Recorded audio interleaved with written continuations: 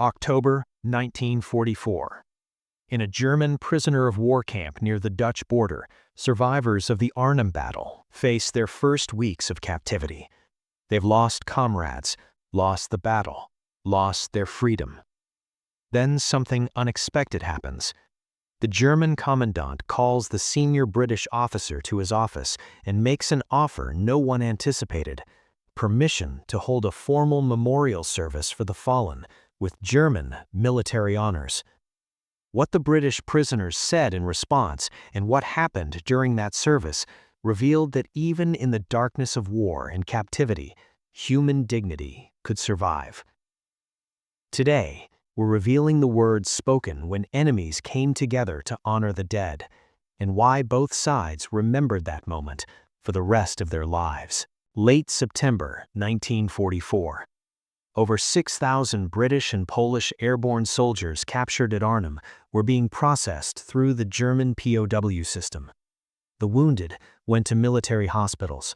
Those fit to travel were sent to permanent prison camps deeper in Germany. It was a brutal transition from combat to captivity, made worse by the knowledge that they had fought desperately, suffered terribly, and ultimately failed to achieve their objective. The majority of captured British airborne troops were sent to Stalag XI-B near Fallingbostel, Germany, approximately 150 miles northeast of Arnhem. Stalag XI-B was a large POW camp that housed thousands of Allied prisoners from multiple nations. The camp was overcrowded, conditions were harsh, and resources were limited in a Germany increasingly strangled by Allied strategic bombing and battlefield defeats. The senior British officer among the Arnhem prisoners was Major Tony Hibbert, who had served as brigade major to Brigadier Gerald Lathbury during the battle. Hibbert was 28 years old, a professional soldier with a reputation for intelligence, courage, and maintaining discipline under pressure. When he arrived at Stalag XI-B in early October with hundreds of Arnhem survivors, his first priority was establishing order and structure among the prisoners. POW camps operated under a peculiar system. The Geneva Convention required that prisoners be treated humanely and allowed to organize themselves under their own officers. Senior POWs held authority over their men, maintained military discipline, and interfaced with German camp administration. It was a strange hybrid system where captors and captives coexisted in a relationship defined by both hostility and enforced cooperation. The German commandant of Stalag XI-B was Oberst, or Colonel, Hermann Ostmann, a 52-year-old career officer from Prussia who'd served in World War I and been recalled to duty in 1939. Ostmann was not a Nazi ideologue. He was an old-school professional soldier who believed in military honor, proper treatment of prisoners, and maintaining discipline on both sides of the wire. His relationship with senior Allied POWs was complex, adversarial by circumstance, but governed by mutual respect between professional military officers. When Major Hibbert arrived at Stalag XI-B, he was granted the standard meeting with Oberst Ostmann to discuss camp procedures, prisoner organization, and communication protocols. The meeting was formal, correct, and unremarkable. But at the end of the meeting, Hibbert made a request that was both unusual and deeply significant. He asked for permission to hold a memorial service for the men of the 1st Airborne Division who had been killed at Arnhem. A formal military memorial with British chaplains conducting the service, prayers for the fallen, and proper military ceremony. Hibbert explained that his men needed closure, needed to honor their dead, needed a moment to grieve and remember. It was an extraordinary request. POW camps were not typically places where captors facilitated religious ceremonies honoring enemies their forces had killed. But Ostmann's response would set in motion one of the most remarkable moments of humanity across enemy lines. With quiet gravity, Oberst Ostmann listened to Major Hibbert's request in silence. According to Hibbert's post-war memoir, published in 1993, Ostman's initial expression was unreadable. The German colonel sat behind his desk, considering the request with the careful deliberation of a man weighing regulations against compassion. Finally, Ostman spoke. Through his interpreter, he said, "Major Hibbert, your men fought bravely at Arnhem. This is acknowledged. The dead deserve respect, regardless of nationality. I will grant permission for your memorial service. You may use the camp parade ground.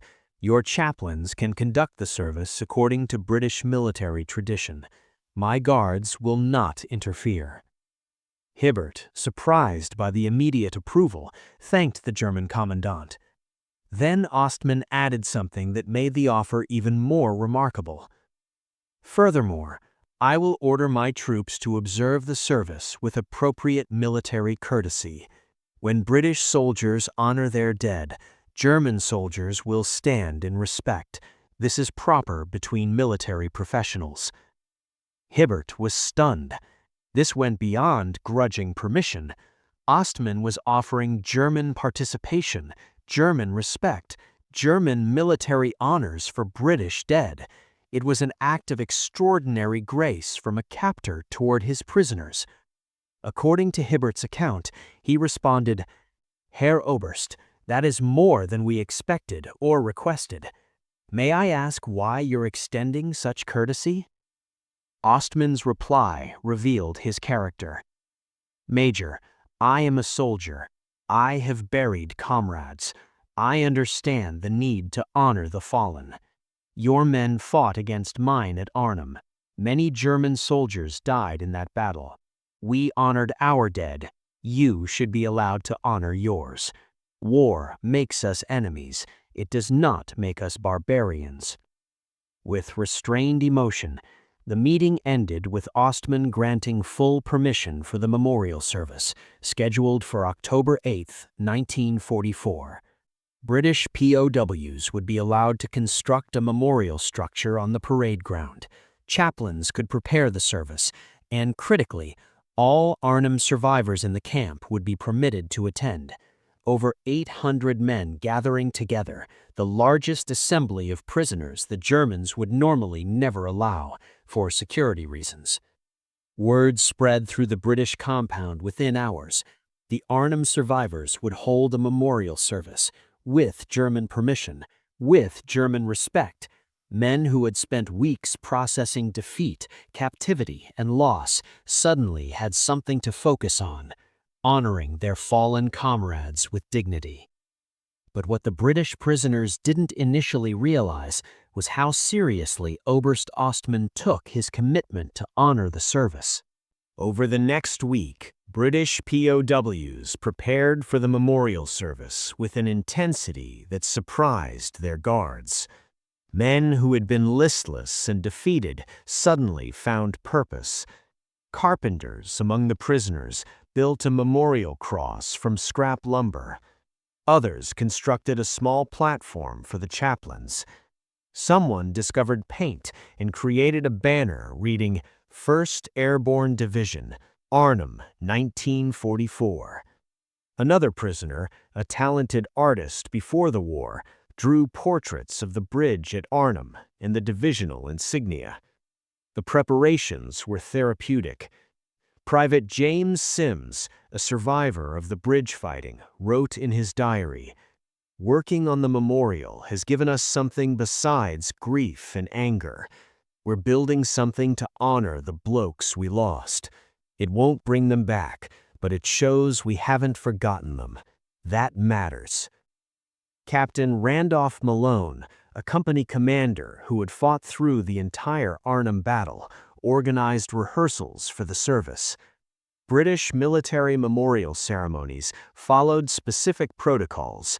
Chaplains would conduct prayers, honor guard would present arms, names of the fallen would be read aloud, and the service would conclude with the last post, the British bugle call traditionally played at military funerals.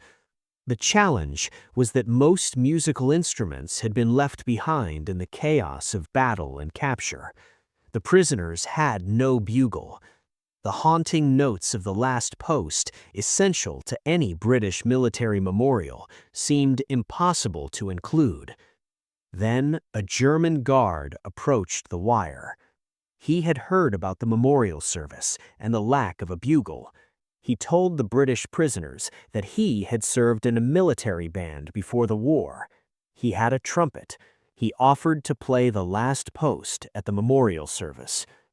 The offer created debate among the British prisoners.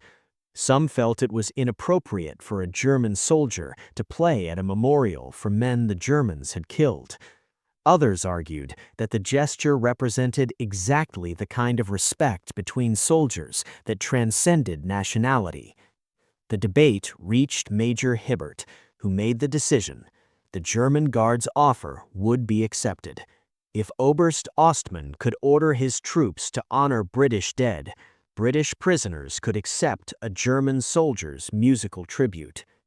The guard's name was Gefreiter, or Lance Corporal, Klaus Fischer, a 34-year-old from Bavaria who had been assigned to guard duty at Stalag XI-B after being wounded on the Eastern Front.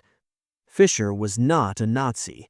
He was a musician conscripted into military service who happened to play trumpet and understood that music transcended conflict. On October 7th, the day before the memorial service, Fischer met with the British chaplains to rehearse the last post. He had never played the British bugle call before, but he was given sheet music and practiced until he could play it perfectly.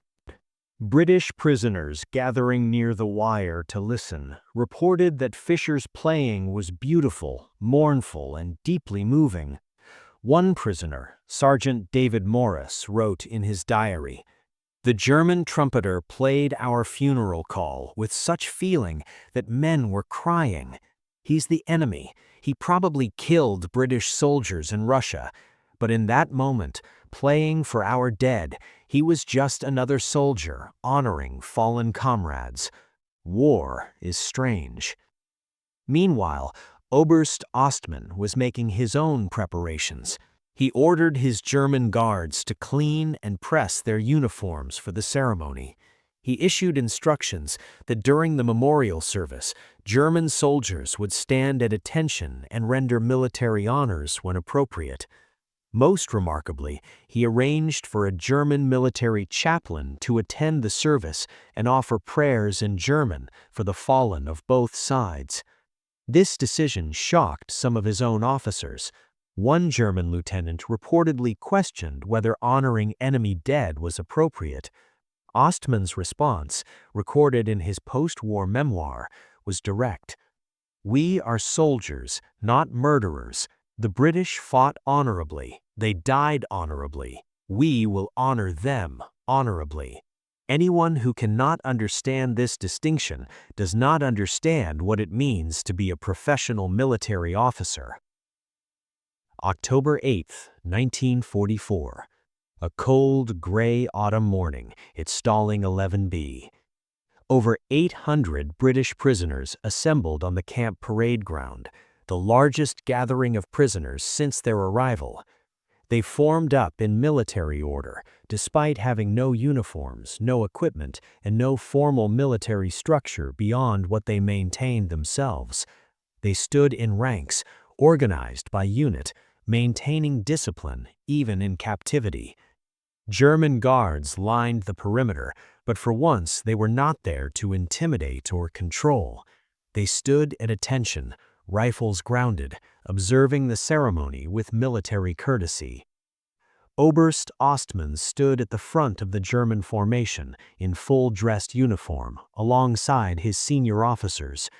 At 10 a.m. precisely, the memorial service began. The senior British chaplain, Captain Father Bernard Ryan, approached the makeshift altar. Ryan had been at Arnhem, had ministered to dying men under fire, and had been captured while treating the wounded. He knew many of the fallen personally. His voice, when he began speaking, was thick with emotion, but steady with purpose. According to multiple accounts from prisoners who attended, Father Ryan began, "We gather today to honor our comrades who fell at Arnhem. They fought with courage. They died with honor. They will not be forgotten. We are prisoners, but we are still soldiers. They are dead, but they are still our brothers. Today, in this place, among strangers and enemies, we remember them and commend their souls to God. The chaplain led prayers for the fallen. He read from Ecclesiastes, "To everything there is a season, and a time to every purpose under heaven, a time to be born and a time to die, a time to kill and a time to heal, a time of war and a time of peace." The words echoed across the silent parade ground, heard by British prisoners and German guards alike. Then came the reading of names. Major Hibbert had compiled a list of confirmed dead from the 1st Airborne Division at Arnhem. The list was incomplete. Many missing men were presumed dead but unconfirmed. Nevertheless, Hibbert read the names aloud. Each name was followed by rank and unit. The reading took nearly 20 minutes. With each name, the weight of loss became more tangible. Lieutenant Colonel John Frost, wounded and captured, survived. A murmur of relief through the prisoners. They hadn't known Frost's fate. Major Robert Kane survived. More relief. Kane would later receive the Victoria Cross for his actions at Arnhem. Captain Lionel Queripel, killed in action September 19th. Silence. Queripel would posthumously receive the Victoria Cross. Private James McBride, killed in action September 20th. Corporal Thomas Aston, killed in action September 21st. Name after name. The dead numbered in the hundreds. With each name, men in the ranks remembered faces, voices, shared moments. Some prisoners wept openly. Others stood rigid, holding emotion in check through sheer force of will. The German guards stood silent, witnesses to grief they had caused, but now respected. With quiet strength, after the reading of names, Father Ryan delivered a brief homily. His words, reconstructed from multiple prisoner accounts and his own post-war writings, addressed both loss and meaning. Our comrades died far from home, in a foreign land, in a battle we did not win. Some might say they died for nothing. I say they died for everything. They died for duty. They died for their mates. They upheld the values that define us as soldiers and as men. Their sacrifice was not in vain, because we who survive carry forward their memory and their example.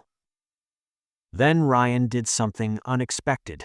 He acknowledged the German presence. We stand here today as prisoners of the German army.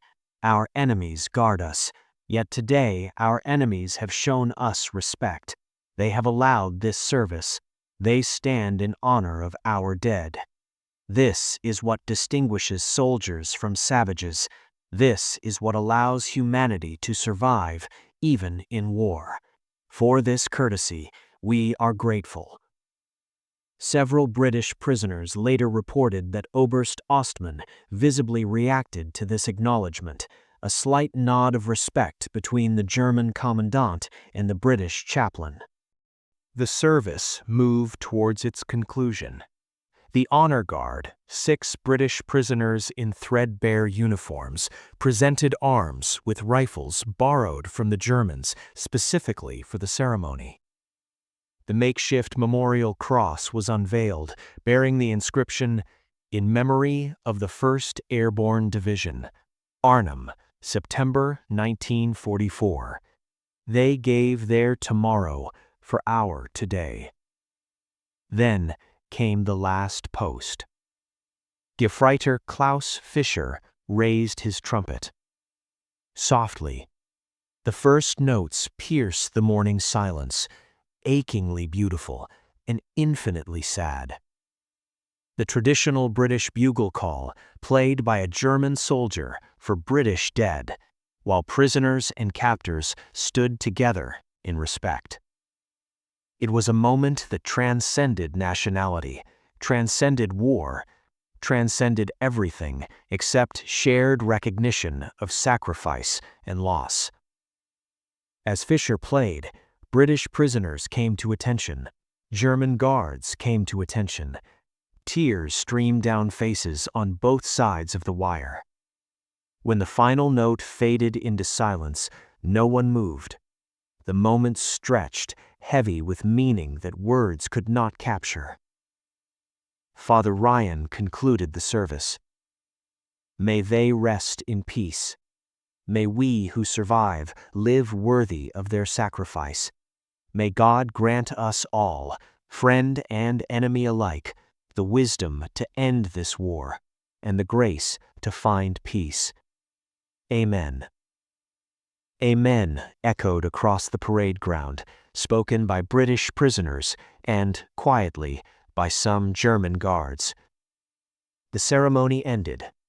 The prisoners began to disperse, but Oberst Ostmann did something no one anticipated. He approached Major Hibbert and, in full view of both prisoners and guards, saluted. A formal military salute from German commandant to British prisoner, acknowledging not captivity but respect between professional officers. Hibbert returned the salute. According to witnesses, Ostmann said, through his interpreter, "Major, your men honored their dead with dignity. My men and I were honored to witness it. The British soldiers who fell at Arnhem were brave. They deserved this remembrance." Hibbert's response became one of the memorial service's most remembered statements. Herr Oberst, you have shown us that even in captivity, dignity is possible. Even between enemies, respect is possible. We will not forget this courtesy. When this war ends, and it will end, we will remember that a German officer treated British prisoners with honor. That matters more than you may realize. The full significance of the memorial service in the words exchanged between British prisoners and German guards only became clear in the decades after the war, when participants on both sides shared their memories and reflected on what that moment had meant.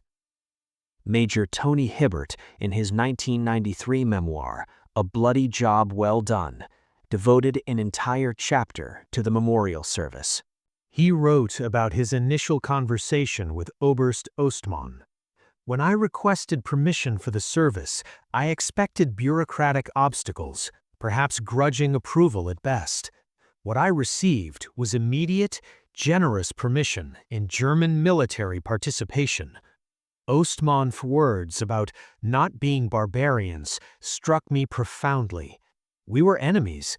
His forces had killed my men, yet he recognized an obligation that transcended enmity. That's what honor means. Hibbert continued, "After the service, I told Ostmann that we would remember his courtesy. I meant it. In the dark months of captivity that followed, when conditions were harsh and treatment sometimes cruel, we remembered that one German officer had treated us with respect. It sustained us.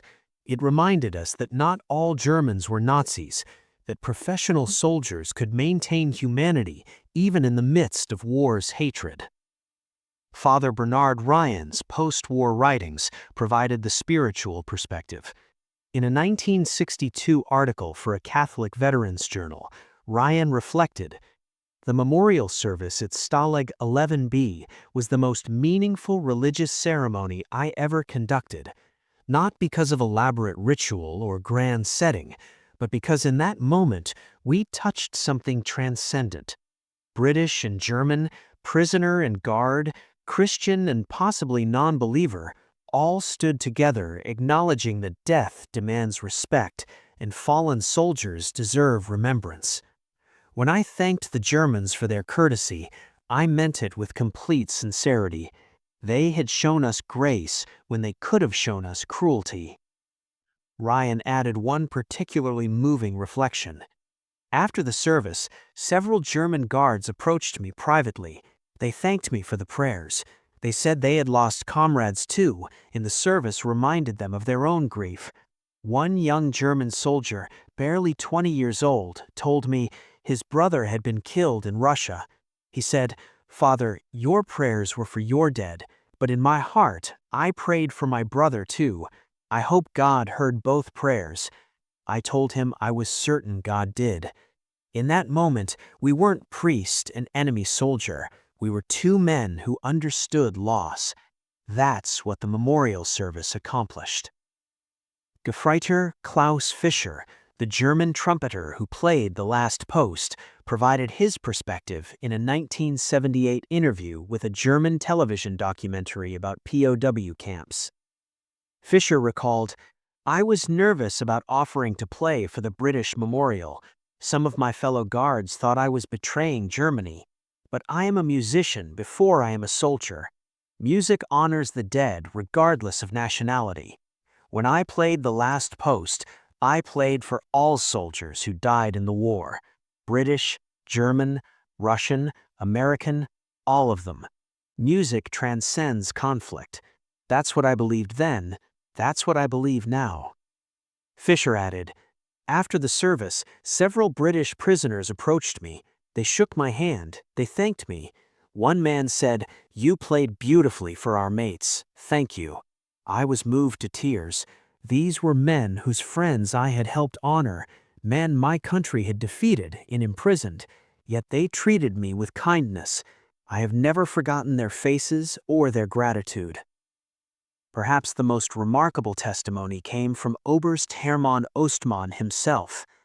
After the war, Ostmann was briefly detained by British forces during denazification proceedings. Multiple former prisoners from Stalag XI-B, including Major Hibbert, provided testimonies supporting Ostmann's character and his treatment of British POWs.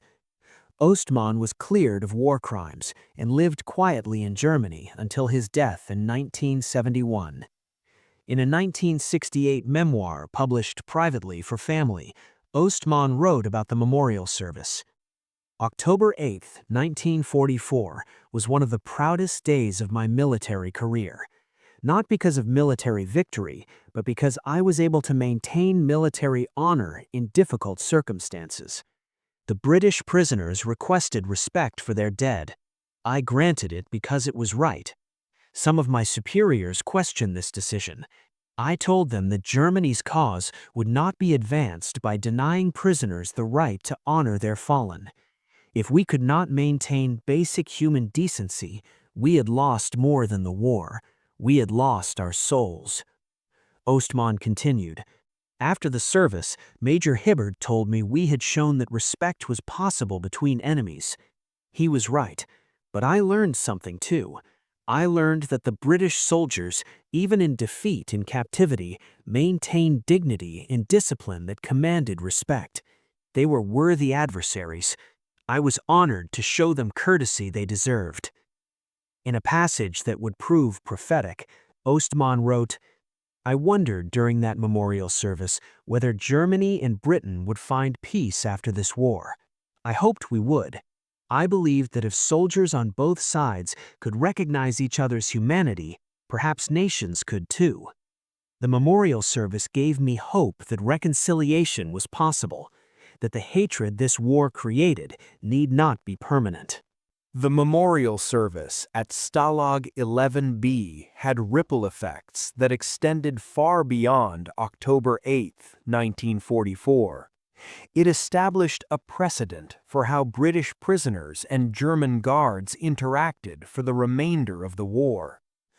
Oberst Ostmann's leadership created a camp culture where mutual respect, while always strained by the reality of captivity, was at least possible.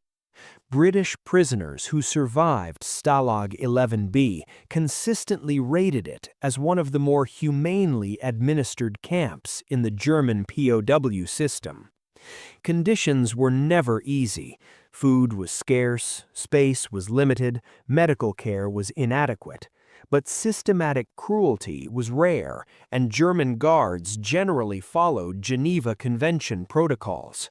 Multiple former prisoners credited Oberst Ostmann's leadership and the precedent established by the memorial service as creating this relatively humane environment. When the war ended in May 1945, Stalag XI-B was liberated by British forces. Oberst Ostmann formally surrendered the camp to a British officer and was taken into custody. Major Hibbert, who had been transferred to another camp by then, heard about Ostmann's detention and immediately contacted British authorities to testify on his behalf. Hibbert's statement was unequivocal. Colonel Ostmann treated British prisoners with honor and respect. He maintained military discipline without cruelty. He allowed us to honor our dead. He should be recognized as a professional officer who upheld military honor even when his country had abandoned it. Dozens of other former Stalag XI-B prisoners provided similar testimony. The weight of evidence was overwhelming. Ostmann was cleared of wrongdoing and released. He returned to his family in Bavaria and lived a quiet post-war life. But he maintained correspondence with several British former prisoners, including Tony Hibbert and Father Bernard Ryan. The letters, preserved in family archives, revealed genuine friendship between former enemies. In 1964, 20 years after the memorial service, several British Arnhem veterans organized a reunion in Holland to commemorate the battle. They invited Oberst Ostmann and Gefreiter Klaus Fischer to attend. Both men accepted. At the reunion, British and German veterans embraced, shared stories, and honored both the living and the dead. The memorial service at Stalag XI-B was remembered as one of the war's moments when humanity transcended hatred. During that 1964 reunion, Tony Hibbert gave a speech that captured the memorial service's enduring significance. In October 1944, we were defeated soldiers, bitter prisoners, mourning our dead. Colonel Ostmann could have denied our request for a memorial service. He could have treated us with the contempt victors sometimes show the vanquished. Instead, he showed us respect. That respect reminded us that we were still soldiers, still men of worth, still capable of dignity. It sustained us through the dark months that followed. Today, 20 years later, we stand here as friends, former enemies, now companions in memory. The memorial service made this possible. It proved that even in war's darkness, human decency could survive. Fischer also spoke at the reunion. When I played the last post at Stalag XI-B, I played as a musician, not as a German or an enemy. Music is universal. Grief is universal. Respect for the dead is universal. The British prisoners taught me that. They accepted my music even though I wore the wrong uniform. That acceptance showed grace I will never forget. The memorial cross constructed by British prisoners at Stalag XI-B was destroyed when the camp was dismantled after the war. But in 1974, survivors of the camp organized a memorial dedication at the former camp site. A permanent stone monument was erected, bearing inscriptions in both English and German, in memory of the fallen of the 1st Airborne Division, remembered by their comrades at this place, October 8, 1944. In war, enemies; in remembrance, brothers. The monument was dedicated in a ceremony attended by British and German veterans, military representatives from both nations, and family members of men who died at Arnhem. The ceremony included prayers in English and German, the reading of names, and yes, the last post, played by a British bugler and a German trumpeter, together. The legacy of the memorial service extends into military ethics and POW treatment. The incident is studied in military leadership courses as an example of maintaining honor under difficult circumstances.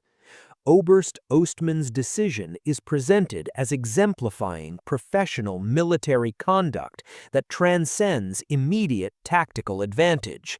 The British prisoner's gratitude and post-war testimony is highlighted as demonstrating that respect creates lasting bonds that shape post-conflict relationships. Perhaps most importantly, the memorial service demonstrated that even in total war, human connections could survive. Enemies could recognize each other's humanity. Captors could show grace to prisoners. Soldiers could honor fallen adversaries. These were not inevitable outcomes. They required conscious choice by individuals in positions of authority to maintain ethical standards when doing so offered no strategic advantage. That's what made October 8, 1944 significant. Oberst Ostmann gained nothing tactical from allowing the memorial service. He risked criticism from superiors for showing excessive courtesy to prisoners. He did it anyway because it was right. The British prisoners, grateful for this unexpected grace, responded with genuine appreciation that transcended their captivity's bitterness. And a German soldier, Klaus Fischer, played a trumpet call for enemy dead because music and respect for sacrifice transcended nationality. That's not just military history. That's a lesson about human capacity for decency, even when circumstance provides every excuse for cruelty. The story of POWs and captivity during World War II contains countless moments where individual choices determined whether humanity survived or was extinguished by war's hatred. Next time, we'll reveal what German prison camp guards said when they discovered that British POWs were building an illegal radio to receive news of the war's progress, and why some guards chose to look the other way. What strikes you most about this story? The German commandant's decision to honor enemy dead, the prisoner's gratitude, or the post-war reconciliation? Share your thoughts in the comments. If you want to explore more stories where human decency survived war's darkest moments, subscribe and hit the notification bell. We're uncovering the choices that defined not just military outcomes, but human character under extreme pressure. Thank you for watching.